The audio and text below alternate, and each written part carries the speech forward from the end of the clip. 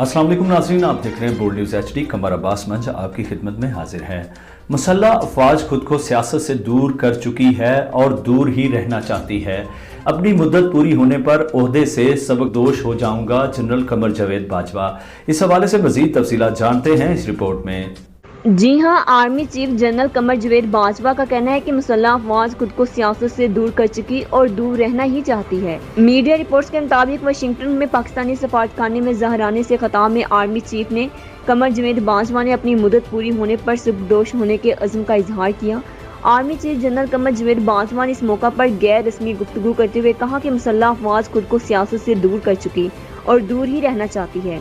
Army chief ने कहा कि मजबूत माशरत के बगैर कौम अहदाफ हासिल नहीं कर सकती। माशरत को बहाल करना अवालीन तरजीह है। कमज़ोर माशरत की बहाली हर तबके की तरजीह होनी चाहिए।